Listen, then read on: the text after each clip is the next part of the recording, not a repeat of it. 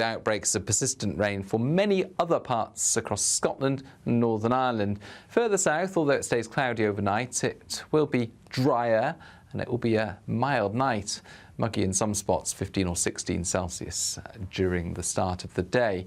But for northern Scotland, where it's increasingly damp, especially the northeast, across parts of Aberdeenshire, that rain driving in on a brisk northeasterly breeze.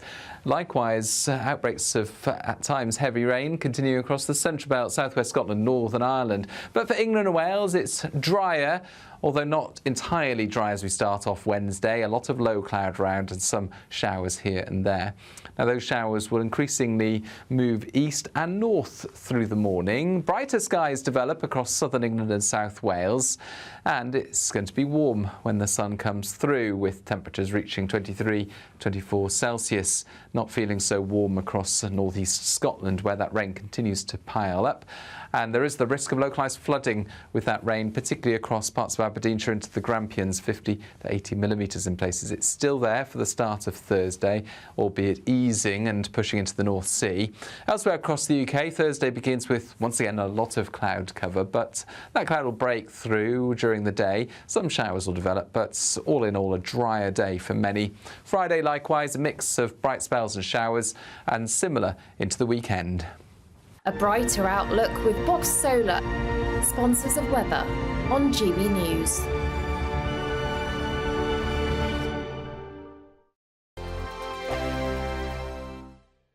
Summer could be a scorcher, with your chance to win £30,000 cash, our biggest cash prize to date. It's totally tax-free, which means you get to spend every single penny however you like. What plans would you make with an extra £30,000 cash in your bank account? Take your family on the ultimate holiday, buy that treat that's always seemed out of reach, or just put it in the bank for a later date. However you'd spend it, make sure you don't miss out. For another chance to win £30,000 in tax-free cash, text cash to 63232. Text costs £2 plus one standard network rate message. You can enter online at gbnews.com/win. Entries cost £2, or post your name and number to GB07 PO Box 8690 Derby DE1 9TT.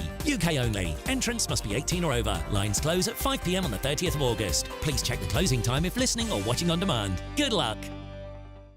If you want your news to be straight talking, this is a nightmare for the Conservatives again. down to earth, It's not just Nottingham where this is happening, is it? and most importantly, honest, Hard-working, middle-class taxpayers, they'll get their book thrown at them. then catch me, Martin Daubney, Monday to Friday, 3 till 6 p.m. on GB News, Britain's news channel.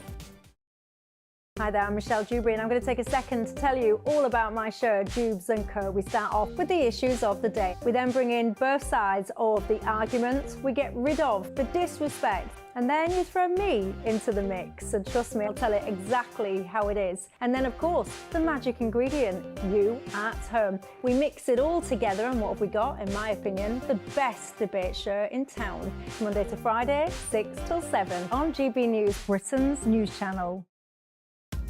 Are the newspapers getting you down? My wife didn't divorce me that month.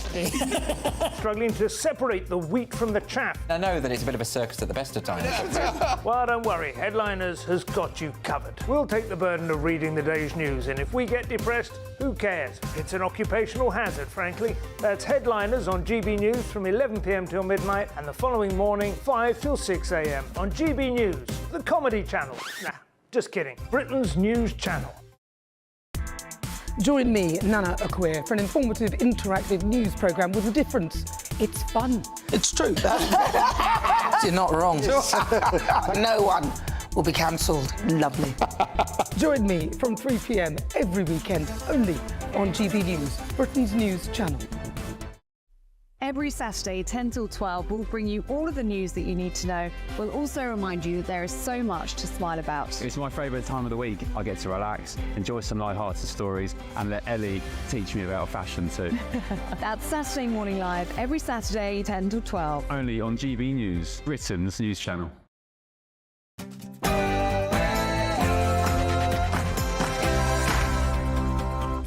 Hello, good evening. It's me, Jacob Rees-Mogg, on State of the Nation tonight. Sir Tony Blair is back in the limelight just in time for Labour's accession to power.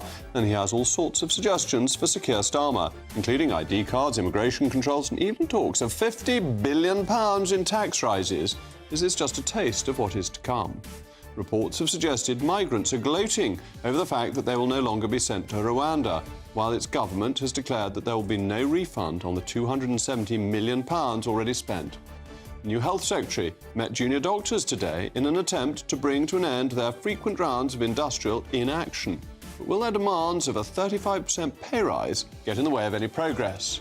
Plus, from the ashes of disaster grow the roses of success. Today was the Popular Conservatism Conference in which we discussed the future of the Tory party. So is there a way back for the Conservatives? Find out in a moment. State of the Nation starts now.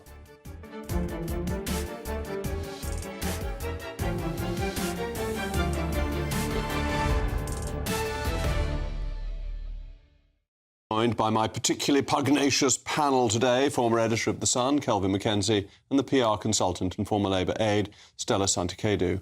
As ever, let me know your views, mailmog@gbnews.com. But now it's your favourite part of the day, the news with Polly Middlehurst.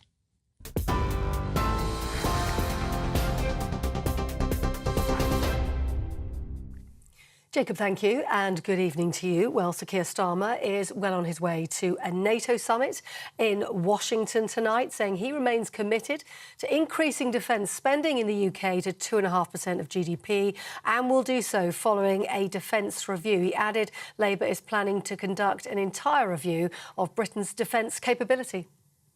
My message is very, very clear that this NATO summit is an opportunity for allies to stand together, to strengthen their resolve, particularly in light of that appalling attack against Russian aggression.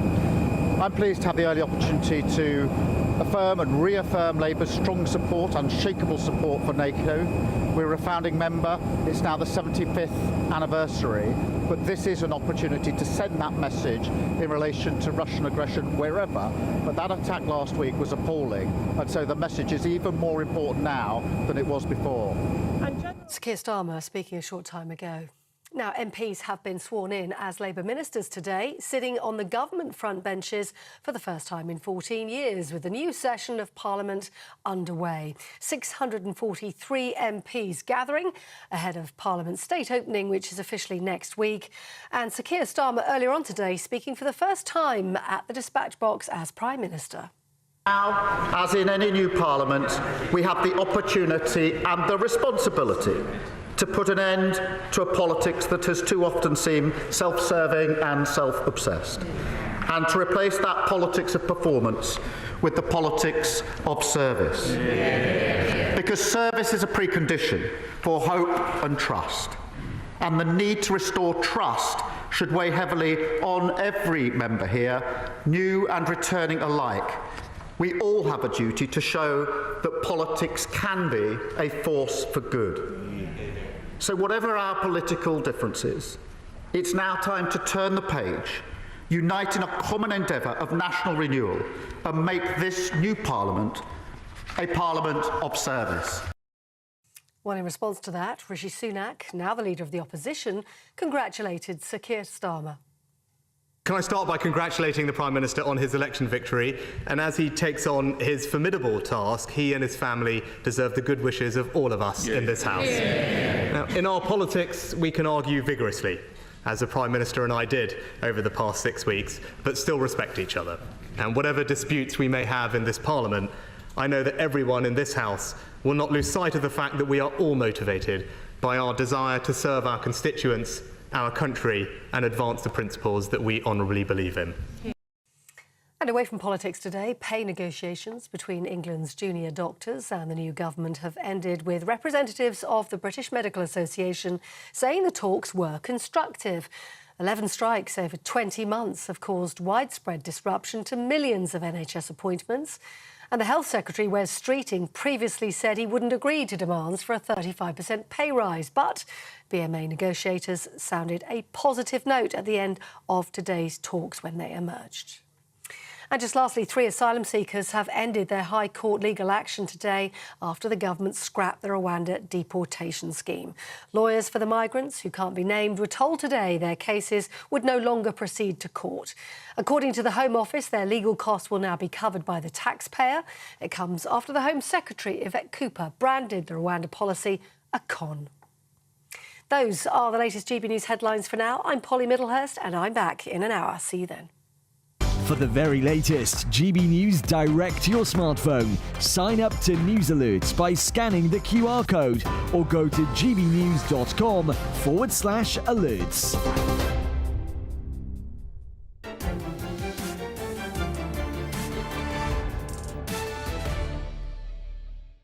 Welcome back to State of the Nation. Upon the Prime Minister Sir Keir Starmer's election last week, he said this during his press conference just after his first cabinet meeting. The principle I operate to is those with skin in the game know what's best for their communities. And that does require us to be bold about pushing power and resource out of Whitehall. And therefore, when I return from the 4 nations, I shall hold a meeting of the Metro Mayors to discuss with them their part in delivering the growth that we need across the United Kingdom. It was a seemingly innocuous remark, devolving more power away from Westminster towards the regions, but he has stuck to his word and met the 12 Metro Mayors this morning. Agree or disagree with this philosophy, there is no denying that it stems from a certain former Prime Minister, a one Sir Tony Blair, the man who passed the Act of Devolution, whose Future of Britain conference began today. The conference included speeches from a number of members of the Cabinet, including the Chancellor, Rachel Reeves, and Health Secretary Wes Streeting. Perhaps this fact alone illustrates the closeness between Tony Blair and the new government.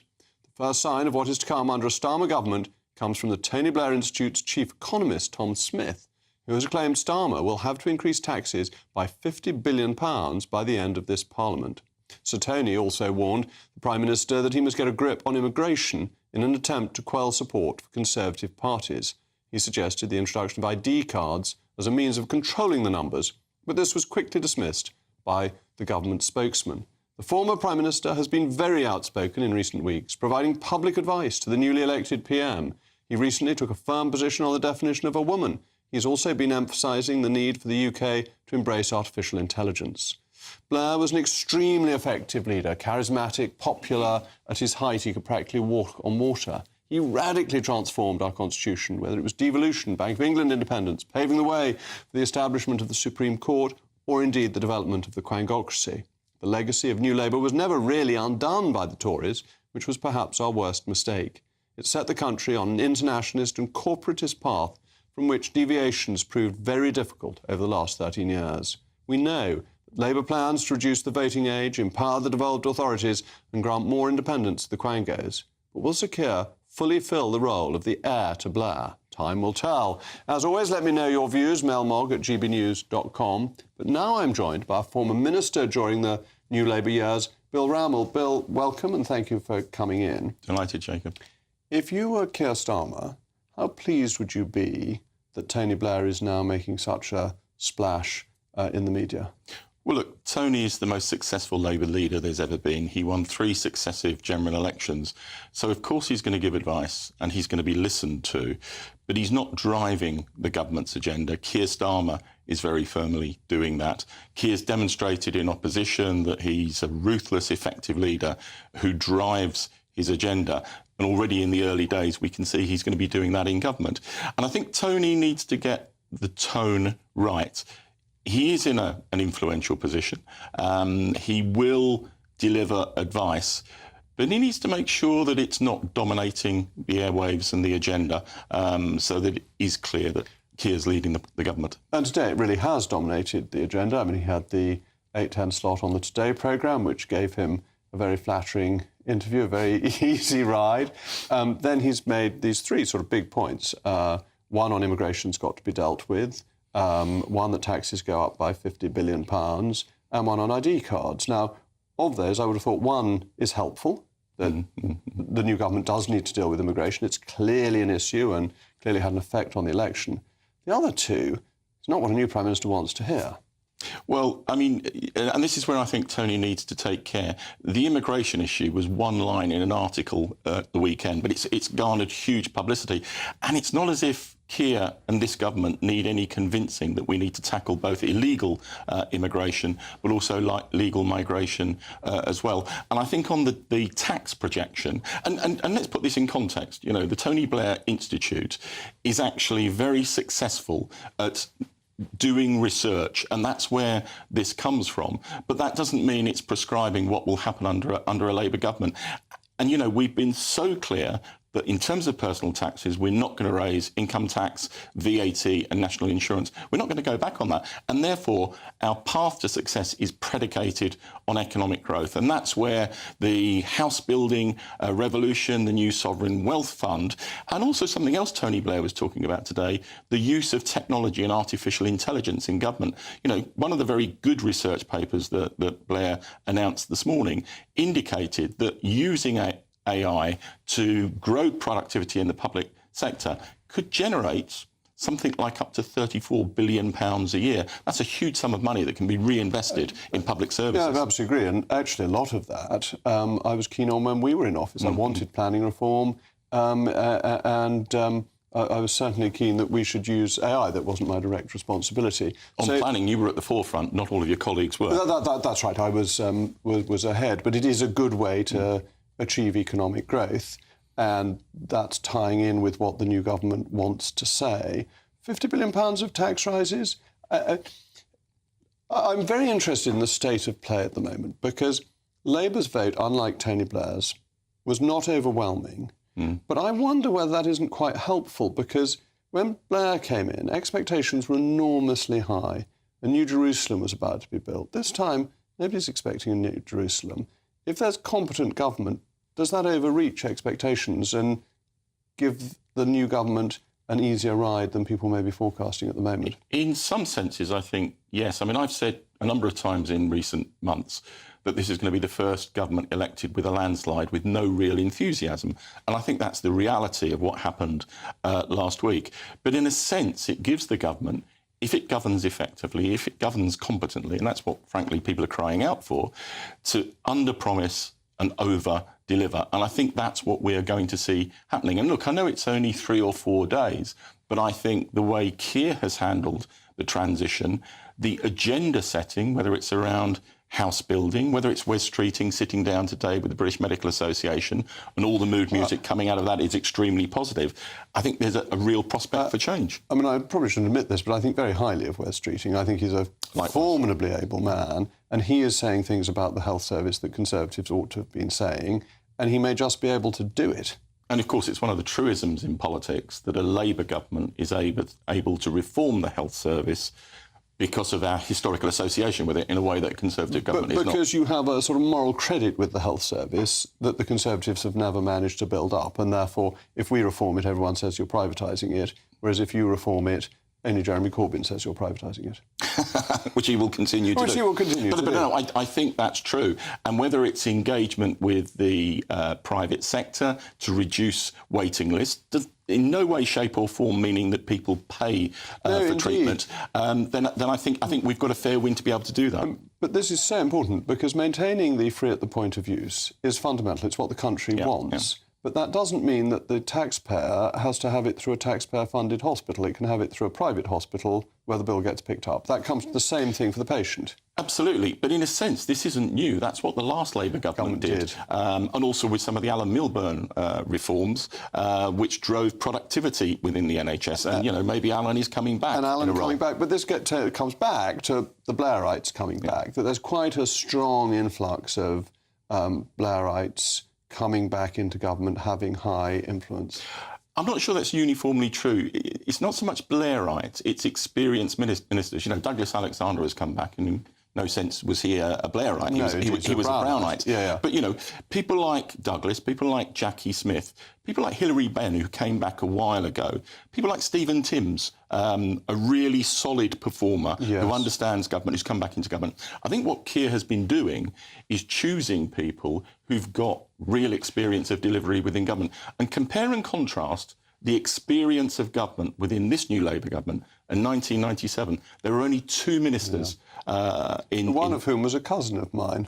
Lord Maurice of Aberafon, who was related via my mother and grandfather. In which case it was 3, because it was Jack Cunningham and Margaret Beckett as well. But John Morris came in as well. And now we've got about 12 to 15 who've got experience. And that really helps, because understanding how government works is how you pull the levers of government. And actually, dare I say it, whisper it quietly, having Sue Gray, who knows more about the machinery of government than anybody else, is not a bad appointment. Absolutely. I mean, I had some interactions with her in government, and she was scrupulously non-party political, but she's a superb operator. And she also looks after the Cabinet Office cat, or she used to, which I always thought was a good thing. Anyway, thank you very much, Bill. Coming up, Wes Streeting today began face-to-face talks with junior doctors. Will he give in to the 35% pay rise demand that Labour has repeatedly said we cannot afford? And migrant people smugglers are reportedly rubbing their hands with glee that no one will be sent to Rwanda after Sir Keir Starmer's election. Will the government come to rue the day it dropped the Rwanda plan?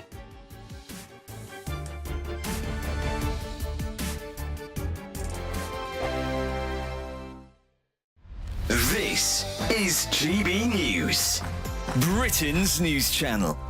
I'm joined now by Stefan Kyriasis to give us the latest on everything theatre. So, yeah, we're going in first with Starlight Express, which is back. It's not in the West End. It's out at Wembley at the Troubadour Theatre, which is a big, almost kind of warehouse space, which suits because, as you know, have you seen the show? Starlight Express was my first ever musical. I must have been about 7 or 8 years old. I only saw it once, but I remember it being magical. Well, this one, it's 1984 it started, and it's still running in Bochum in Germany in a huge arena. So basically what we've got, they've slightly tweaked it, and there's a little boy or little girl, depending on the cast, going to bed, obsessed with toy trains and dreaming of trains. Everybody is dressed up. To me, it looks like a cross between Tron and Priscilla, Queen of the Desert. I don't really think any of them look remotely like a train, but hey, the songs are Andrew Lloyd Webber. It's pop mixed with kind of cod 1950s rock and roll, some power ballads. The lyrics are politely like something out of an old speak and spell machine or something, you know. He's a steam train, they're out of date, he's being bullied by the diesel and the electric, and he falls for this carriage, the first-class carriage, new girl Pearl, and he wants to impress her, so he enters a race, and that's pretty much it. And when the races happen, all these barriers come up around where we're sitting, the lights are flashing, the music's thumping. It's utterly ridiculous, and I felt like a kind of teenager that was huffing sherbet dib-dabs off a giant block of sugar. It's so much fun, and the really crucial thing about it all is that somehow, in the middle of all of that, I just felt myself getting into the story. And when Pearl and Rusty have their little duet, I was very moved, and there's this big starlight sequence, which is the inspiration, the magical starlight that he's seeking. It's beautiful. GB News, the People's Channel. I'm Christopher Hope. From pop stars to politicians, I'll interview anybody in a pub who's got a political opinion. Join me every Friday on Spotify, Apple Podcasts, YouTube or gbnews.com, or wherever you get your podcasts. This is GB News, the People's Channel. Weekdays on GB News. Wake up to breakfast every day from 6 a.m. Followed by Britain's newsroom at 9:30. At noon, it's Good Afternoon Britain. Followed by Martin Daubney from 3 p.m. Only on GB News, the People's Channel, Britain's news channel. Join me, Nana Okoye, for an informative, interactive news programme with a difference. It's fun. It's true. You're not wrong. No one will be cancelled. Lovely. Join me from 3 p.m. every weekend, only on GB News, Britain's news channel.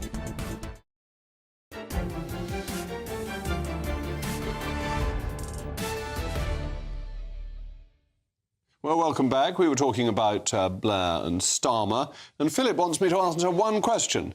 Who has glued a red binder folder to Keir under the arm? Well, they probably have the King's arms on them, and it's traditional for Prime Ministers to have these, but they don't always need to carry them. And Alan says, good to have you back, even though you support the Conservative Party. Join Reform. Ho, ho, ho. The Sun newspaper reports this morning that people smuggling gangs are boasting that it's safe to cross the Channel now that the UK has a Labour government. One smuggler, going by the name of Shora, gloated on TikTok that he could drop the price of passage from £1,500 to £1,000 if two migrants agreed to cross together. When asked if migrants could expect to go to Rwanda, Sura said, "No, never, that's it. The British Prime Minister has changed." These are not encouraging developments for Labour. Has the party been wise in dropping the Rwanda scheme so suddenly? Well, I'm joined by my particularly pugnacious panel, the former editor of The Sun, Kelvin Mackenzie, and the PR consultant and former Labour aide, Stella Santiago. Stella, very nice to see you back here. Now I've returned. It's your party. Have they just put out the welcome mat for people coming over by boats? Shura is very, very soon going to be thrown into prison or worse. I don't know what his punishment is going to be. But look, smugglers are business people, and they're going to do whatever it takes to get more business. Of course they would say that. What I would ask from The Sun is to check whether there were similar statements made a year or a couple of years ago by smugglers on TikTok or on other social media. I'm sure they said much the same. And I have another question. Since these smugglers are so politically savvy and they seem to be political analysts as well as very good expert marketeers, is there a suggestion here that if the Prime Minister remained the same and it was still Rishi Sunak, they would stop their business and they would move on to legal pursuits? I don't think so. I think they would still be trying to do exactly the same thing, which is why smashing the gangs is the way forward. Well, Stella's got a point, hasn't she, Kelvin, that they aren't likely to take up crochet if they thought that the Rwanda scheme was going to work. No, so I accept that one of the reasons why the Tories failed, one of the many reasons why the Tories failed, was their inability to deal with the boats issue. And therefore, no self-respecting Tory politician can say that that wouldn't have been said under their watch. However, going to your last point, and this is the point where I expect the whole thing to collapse in a complete parcel of old rhubarb, is that come October, Nigel Farage stands up, right, every time that he can and says, "Prime Minister, 473 illegal migrants landed at Dover today. How is your plan to smash the gangs going?" And if he stands up and says that on a regular basis, I could see it being a massive political issue. It's not an easy issue. I don't see the idea. I'm wholly in favour of putting MI5, MI6, anybody you like in there. Hiring of Bazoo, if it's going to be him, to run the new command security force, excellent. Is this really going to change anything? After all, those two academics, they were quite clear about this. What they said, which is actually your point, was that they are commercial people. And as some are captured, the returns on this are so massive, as we've discussed before, that they will be replaced by other people. And after all, the whole of Europe faces this issue. Who is going to stop them getting to France in the first place? So until we deal with that, I'm afraid I don't see Mr. Sakir being any more successful than the hopeless Tory administration. And isn't that the point, that the Tories tried smashing the gangs? We're working with other governments. We were working with other governments to try and smash the gangs. They didn't get smashed. They are still there. And trying the same thing over and over again is a sign of madness. At least Rwanda was an effort to think of something different. It may not have worked, you couldn't be certain, but at least it was an attempt to try something. And I just wonder how long Labour will be able to go on with this line of impracticality. I think Rwanda was a headline-grabbing, expensive gimmick.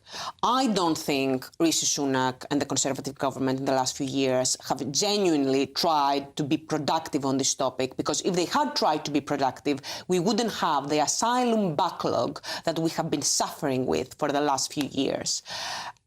I think the problem was that the Conservative Party was a lot more concerned with party management and with who is going to run to be which leader, and with briefing the press, and with trying to find new things to give to the press so that they look like they're strong and so that they look like they're doing something without actually doing something. I mean, the truth about the matter is no point looking backwards anymore. We are where we are with this. What we have is we have a massive mandated new government who are here to solve one of the big issues of the 20th century, and what I am concerned about is, look, if they're successful with this, oh my God, they'll be in office for 1,000 years, as far as I'm concerned. But there is what I'm concerned about is that this too is talk, and that there is no real action. But we won't know anything, so let's just leave it a couple of months and see what the summer looks like. Let's see what October looks like, and then make a decision then. But this government was not elected on an immigration ticket. All parties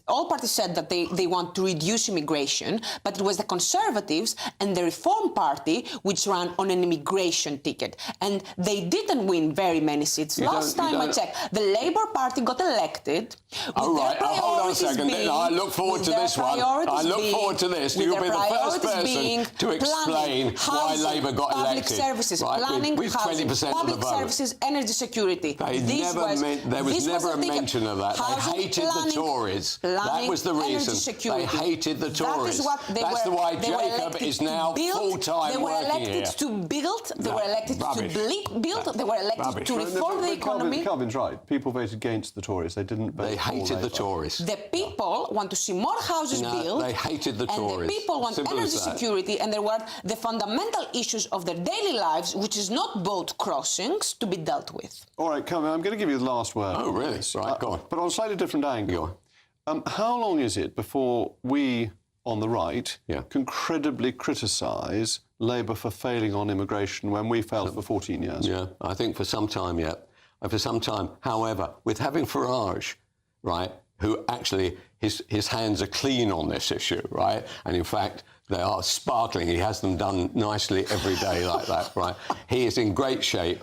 Actually, having Farage holding Starmer to account will be one of the great parliamentary moments of our time. Well, thanks to my panel. Coming up, Thames Water has said that it has so much debt that it needs massively to increase prices. Is it time for nationalisation, or should we let it just go bust? And junior doctors have held positive talks with the new Health Secretary, Wes Streeting. Does this mean strikes have been averted for good?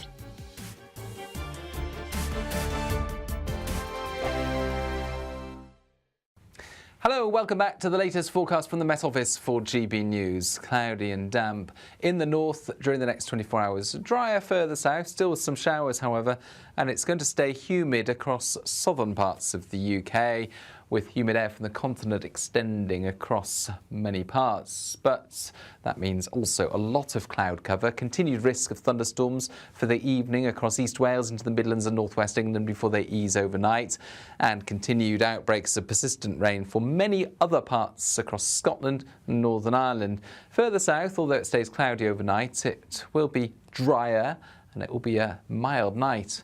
Muggy in some spots, 15 or 16 Celsius during the start of the day. But for northern Scotland, where it's increasingly damp, especially the northeast, across parts of Aberdeenshire, that rain driving in on a brisk northeasterly breeze. Likewise, outbreaks of, at times, heavy rain continue across the central belt, southwest Scotland, Northern Ireland. But for England and Wales, it's drier, although not entirely dry as we start off Wednesday. A lot of low cloud around and some showers here and there. Now, those showers will increasingly move east and north through the morning. Brighter skies develop across southern England and South Wales, and it's going to be warm when the sun comes through, with temperatures reaching 23, 24 Celsius. Not feeling so warm across northeast Scotland, where that rain continues to pile up.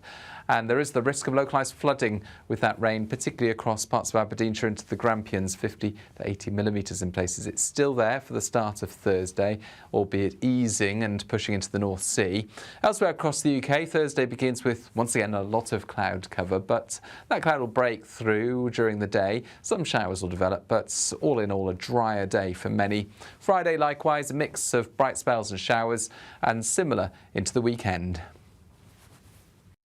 Join me, Neil Oliver, every Sunday night at 6 p.m. on GB News. And if an hour is not nearly enough for you, go to gbnews.com for special extended episodes online every Friday at 9 p.m, where we can truly get into the nitty-gritty of what's going on. GB News, Britain's news channel.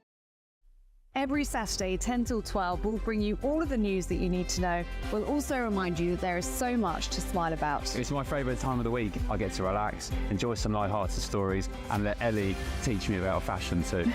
That's Saturday Morning Live, every Saturday, 10 till 12. Only on GB News, Britain's news channel.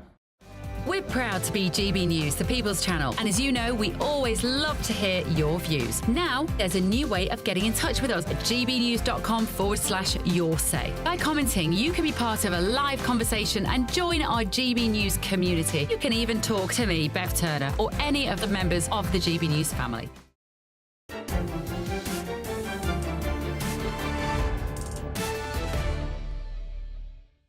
Are the junior doctors' strikes finally coming to an end? After nearly 1.5 million cancelled appointments and operations, a meeting with Health Secretary Wes Streeting has been hailed as a positive first step. The long-running dispute over pay now seems less antagonistic, with no further strike action planned. However, as the Health Secretary stands firm against the demands for a 35% pay rise, the question remains, how long will peace last between the two parties? I'm joined now by my panel, former editor of The Sun, Kelvin McKenzie, and the PR consultant and former Labour aide, Stella Santikadu. Kelvin, was this all a sort of stitch-up? Were the Tories so unpopular that the junior doctors basically caused a strike to stymie the Tories? Now the Tories have gone, they don't really care, and they never expected 35%.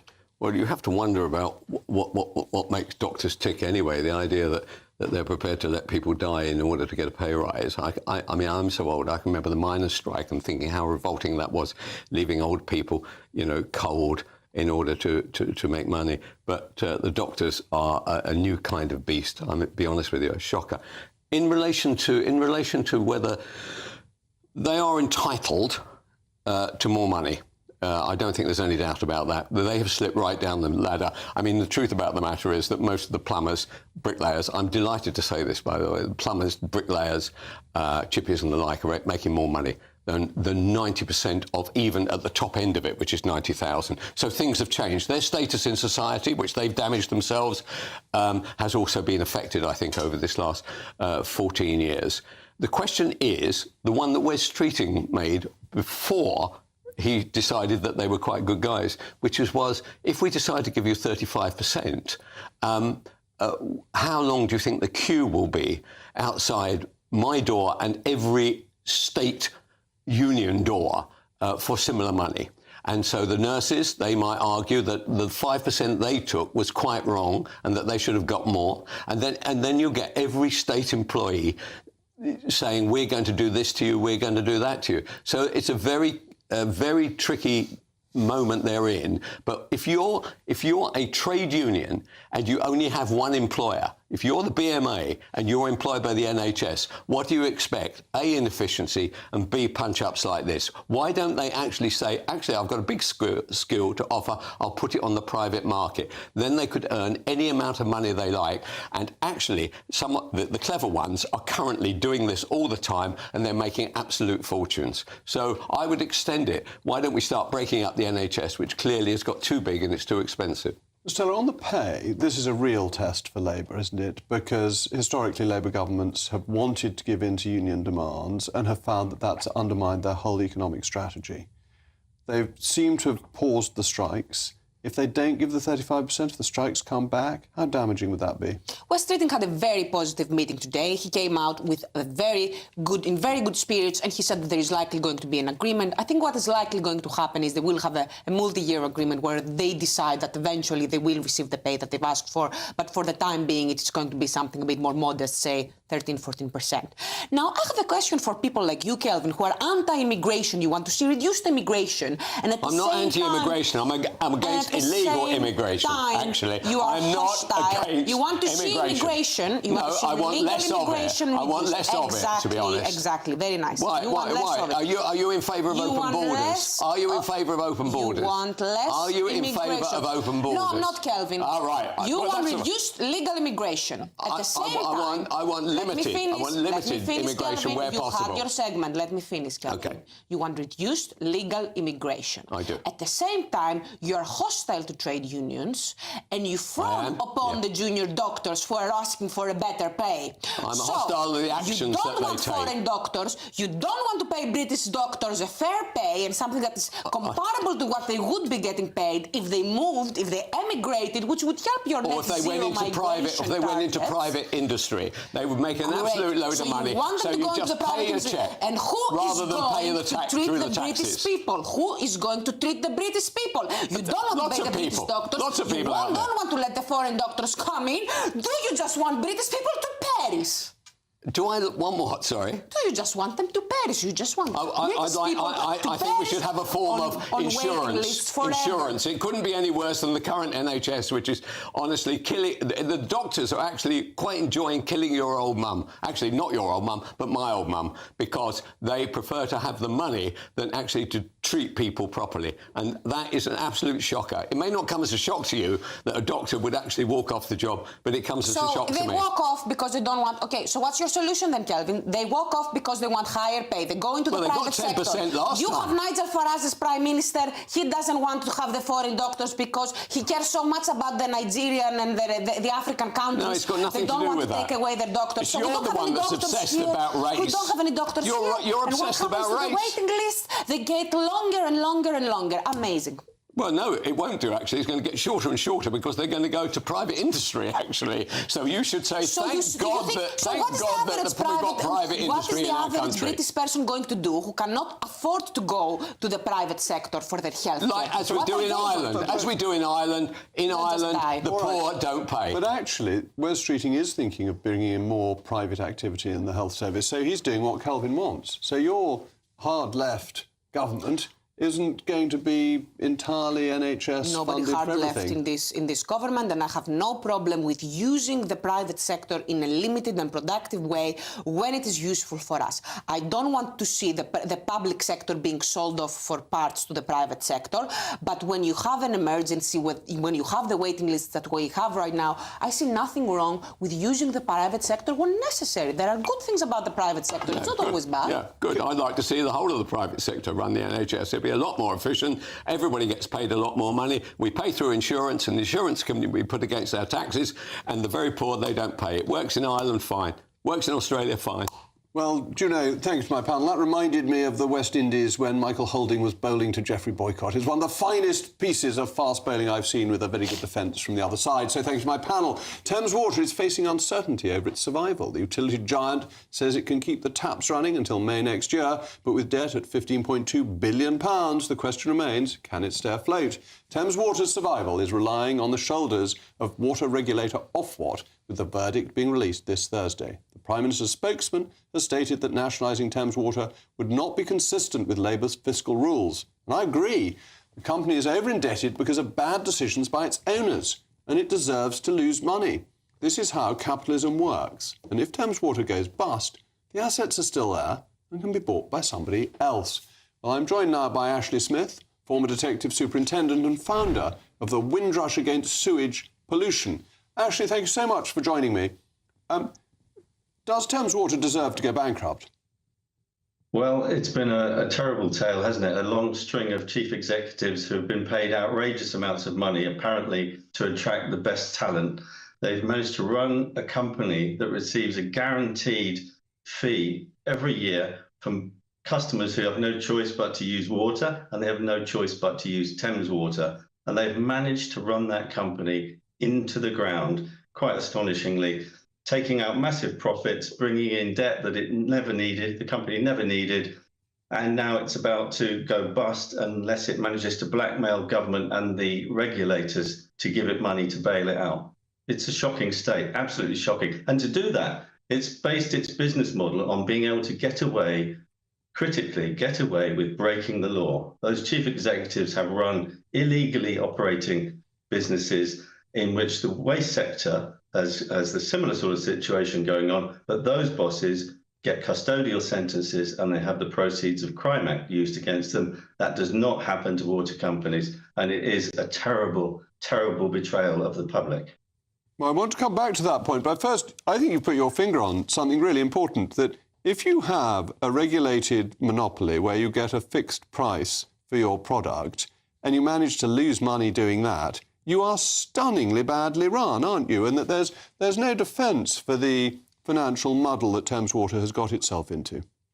No, I think we agree on that. That's just, it is shocking. In fact, it's almost, it's kind of deliberate. There are some people actually predicted this to happen. It's the way that this kind of scam unfolds. The final playing of the card is to go bust and leave the problem to somebody else. Now, I wonder if you could explain a bit more about the illegality. What is it that you think Thames has done that is illegal? And perhaps you could also explain the Proceeds of Crime Act, which I'm not sure everybody is aware of how powerful it is and how effective it can be. Yep, certainly. So back in 2021, our analyst, Professor Peter Hammond, used artificial intelligence and conventional analysis to look at water company flow data. And he established that there were thousands of illegal sewage pollution events that had not been seen by the Environment Agency. The agency had prosecuted a very tiny fraction of the most serious offences, and that meant that pollution was profitable. Even the £20 million fine that Thames Water picked up in 2017, we calculated that represented about 2.4% of the money they made by polluting. So it was like processing it through PayPal or something of that nature. So that's what they've become used to being able to do, and they either do it by not treating enough sewage and then spilling early, as we say, or they dump untreated sewage during dry weather, and that happens due to a fault in the sewage network that's never been fixed, involving groundwater infiltration. I won't bore you with the detail, but that's another illegal type of pollution. But it's quite important, because obviously there's a difference if the sewage spills are accidental or come through storms, or if they're negligent. And Thames Water is not here to defend itself. So just to put the question to you, can you be certain that it is actively negligent rather than weather conditions and so on, or indeed old equipment that many companies will have over a system that was built up in the 19th century? Yeah, absolutely. And the system, the old idea of blaming the Victorians is a popular one, but a very, very small percentage of sewers in this country are actually Victorian now. And there's no suggestion that the Victorian infrastructure doesn't work, because it was generally built very, very well. So the illegality, I know it makes people feel uncomfortable, but it's been admitted. It's accepted by the water industry now. It's been accepted by the House of Lords Regulators and Industry Committee. It's been accepted by the Environmental Audit Committee, to whom we provided evidence. It's widespread, and it's just the fact that because often the pollution that's caused is chronic and slowly kills our rivers and creates public health risks, it doesn't get prosecuted, because the policy set by DEFRA means that only the most serious kind of fish-killing events are those that actually reach the court. So everything else, this way of just dealing with underinvestment through allowing the networks to fail, through allowing sewage works to become overwhelmed by new housing and not upgrading, something that's happened at Oxford. So that Oxford Sewage Works is now holding up housing. It's preventing housing being built because Thames Water has broken the infrastructure. It's a shocking, absolutely shocking to be state. fair, that's not entirely Thames Water's fault, because new housing has put a strain on them. Thank you very much, Ashley. Coming up today, I addressed the Popular Conservatives Conference. But who are the Popular Conservatives? Are there any left? And what do we hope to achieve? Stay tuned to find out.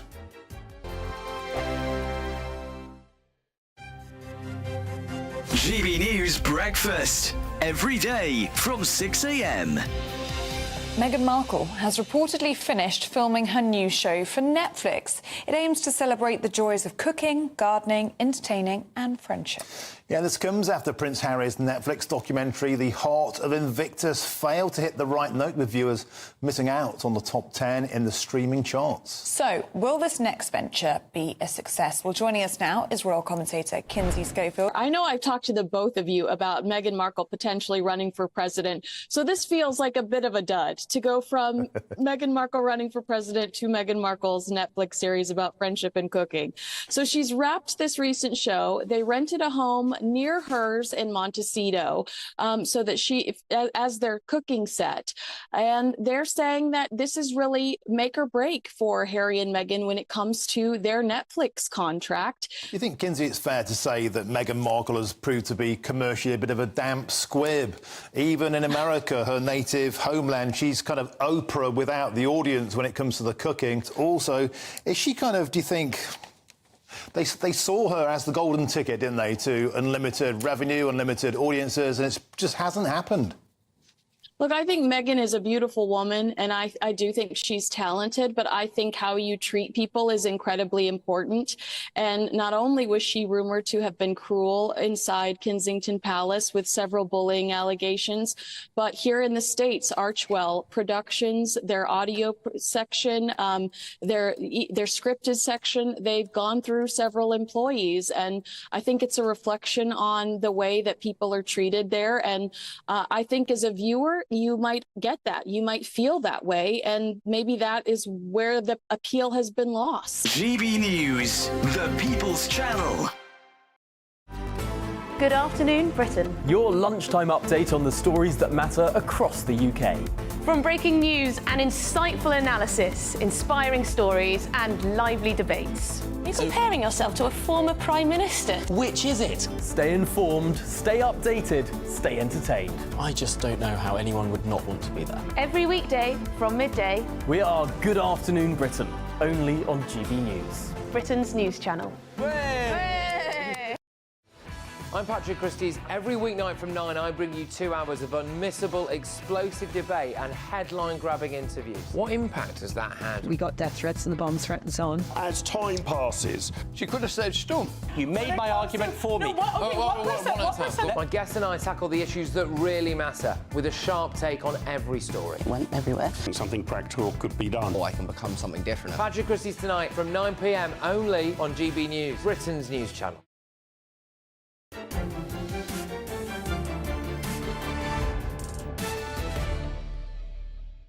Well, thank you for staying with us.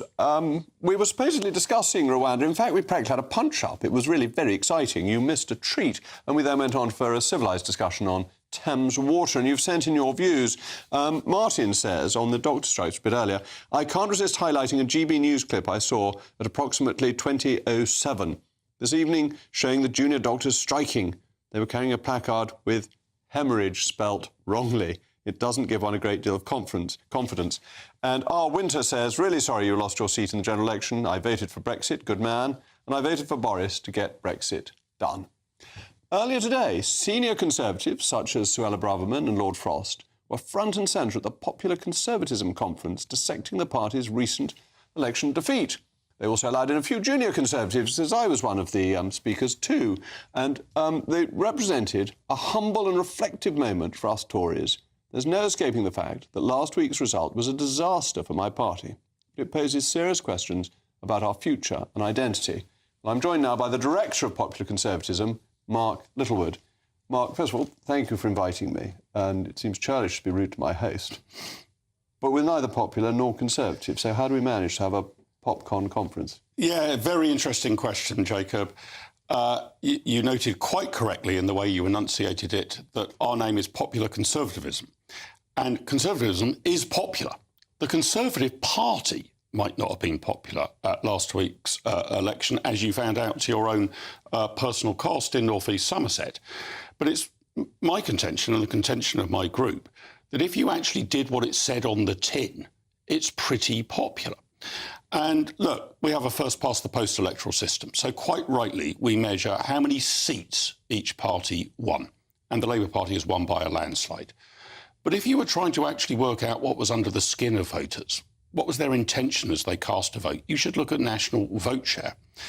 And if you looked at the Conservative vote and the Reform vote and added them together, way too simplistic, I know, that would have comfortably beaten Keir Starmer's Labour Party. So the Conservative Party should go back to, I rather loftily said earlier, finding its soul. I don't think it's as grand as that. Rediscovering its brand. If you're selling Conservative on the outside of the tin, make sure what's inside the tin is genuinely Conservative. All right, but you're being quite optimistic, aren't you, on the vote share, that actually if you add up all the share of the left and all the share of the right, the left would still have had a landslide. If you had the Lib Dems to Labour and all the funny people too, like the Greens, it would have been a bigger majority, a big percentage share of the vote than Labour ended up with. That's true. If you count the Liberal Democrats as being on the left... Well, any reasonable person will. I know you were formerly a member of the SDP. I'm formerly of that parish. But the Lib Dems are of the left, and they've gone further to the left in recent years. I would agree with that. So you're right. Had there been a popular vote count, the right would have lost. But measuring it from the Conservative Party's perspective, what's staggering is that the Conservative Party didn't even mop up the entirety of the vote on the right. The entirety you'll never get. But broadly speaking, those on the centre-right vote Conservative. That is now a competitive space. The Liberal Democrats and Labour have competed on the centre-left. They've never cut an electoral pact or a deal or merged with each other. There may be a non-aggression arrangement. That's coming now, I think, to those of us on the centre-right, Jacob.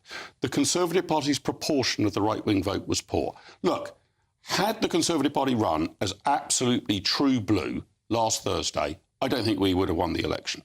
But I think we would have won many more than 121 seats. But to what extent, if we went true blue, would we gain reform and lose at the bottom to the Lib Dems, so that we wouldn't net make any advance? Oh, just look at the vote share. We would make a colossal advance.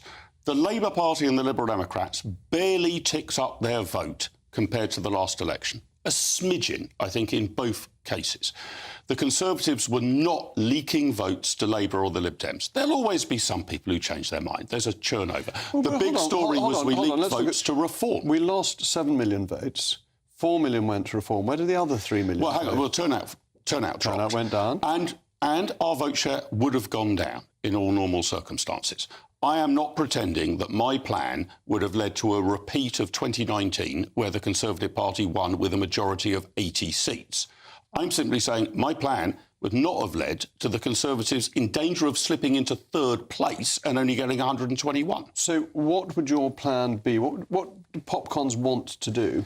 First thing is the Conservative Party need to be Conservative again. I think that proposition would have got us more vote share and more seats. Mean? So you need to be unambiguously pro-Brexit. You need to apologise for the fact that taxes and spending are the highest that we've ever seen in our lifetime. You need to be anti-regulation, not just in rhetoric, but in action.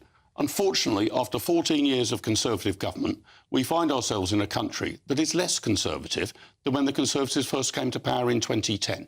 That's a very tricky proposition, but there was no apology for it. So the Conservatives now need to get back to being a low-tax, low-regulation party with secure borders and mean it. OK, but voters clearly want money to be spent, don't they? They want more money for potholes, they want more money for the health service, they want more money for the armed forces. How do you square that circle of providing the public services voters are clamouring for whilst cutting the taxes that gets the economic growth that pays for them? Yeah, it's interesting. Whenever you ask people, would you like more to be spent on education or the National Health Service or defence, everybody says yes.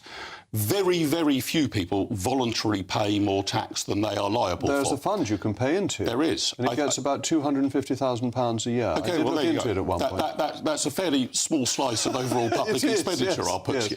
So some people choose to do that. I think you've got to actually make some tough choices on government expenditure. And frankly, the Conservatives have failed to do any tough decision-making or trade-offs over the last 5 or 10 years. I would start with the welfare bill.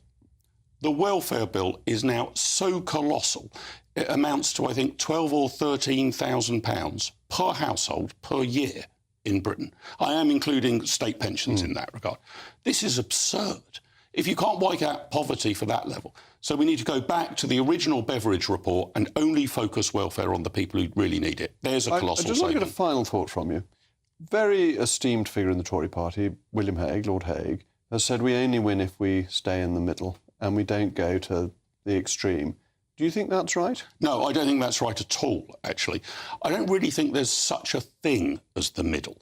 I suppose of the 40 million or so voters in Britain, you could identify the one man or woman who was the most centrist of the lot. But I don't think you win from there.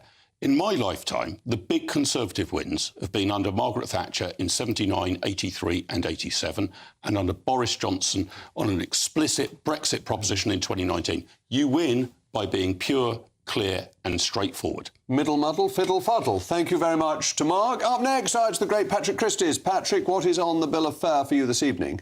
Yes, loads on tonight, Jacob. So illegal immigrants can now openly smoke cannabis at migrant detention centres. Neither of Labour's new ministers for women can tell you what a woman is. The leader of the Tory five families, Mark Francois, is going to be live. He says the election of the 1922 chair was a stitch-up, and a GB News exclusive because a grooming gang monster is set to be amongst the first released early from prison under the new Keir Starmer administration. All that and more. Oh, well, do say hello to Mark for me, give him my best wishes and congratulations on his fine victory. That will all be coming up after the weather. I'll be back tomorrow at 8 o'clock. For now, I remain Jacob Rees-Mogg. This has been State of the Nation. And the weather in Somerset, oh, it is so fantabulously, beautifully, exquisitely, extremely, engagingly glorious. The sun will be out for every minute of the day. A brighter outlook with Box Solar, sponsors of weather on GB News.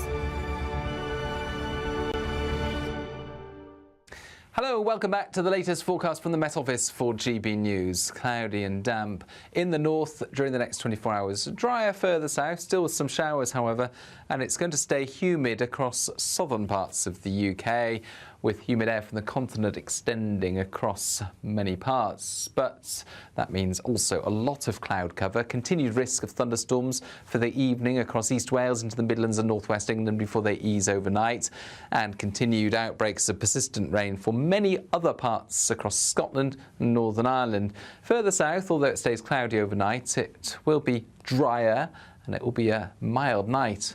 Muggy in some spots, 15 or 16 Celsius during the start of the day.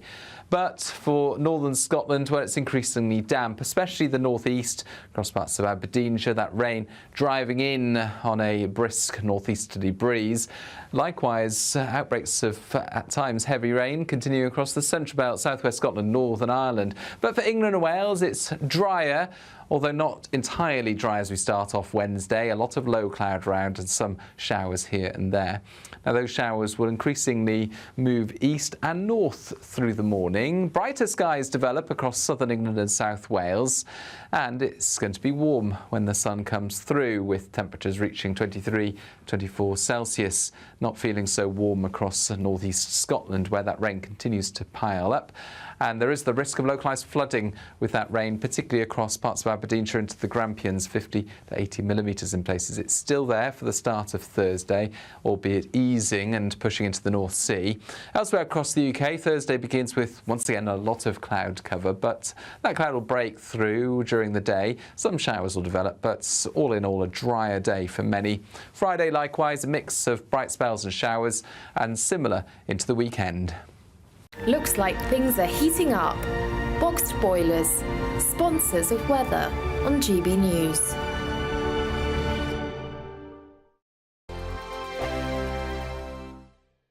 £30,000 in cash has to be won. It's our biggest cash prize so far, and it could be yours. Phil was a winner. Listen to what he says about winning the Great British Giveaway. Hi, my name's Phil Cox. I just looked at my account and thought, oh my God, yeah, it's true, it's gone into my account. And if I can win it, anybody can win it.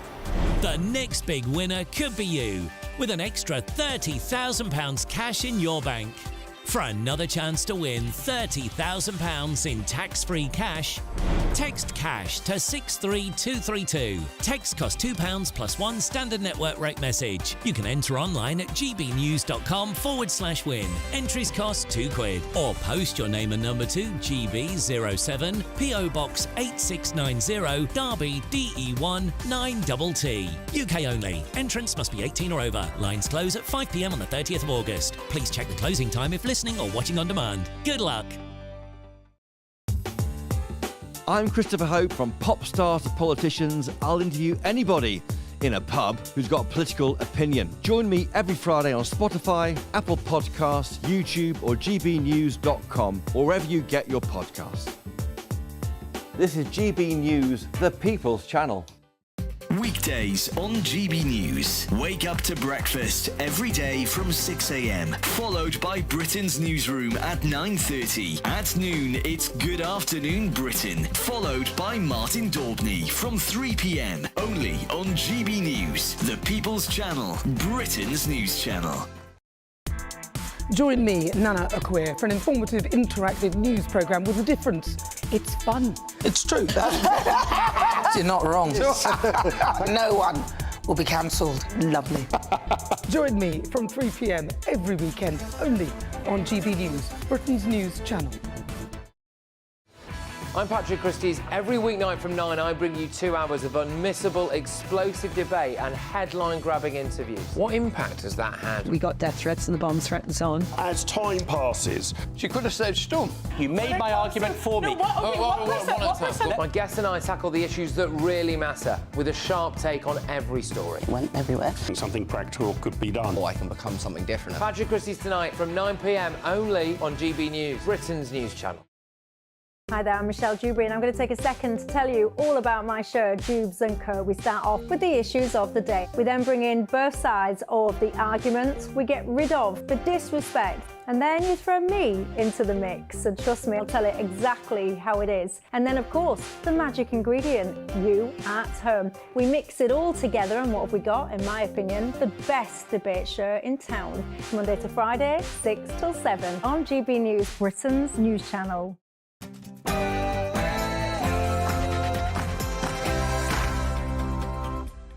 It's 9 p.m. I'm Patrick Christie's. Tonight, Labour's definition of a woman?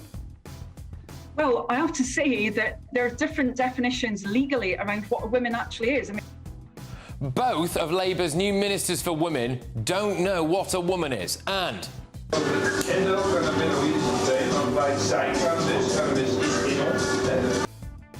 illegal migrants openly smoke cannabis in detention centres.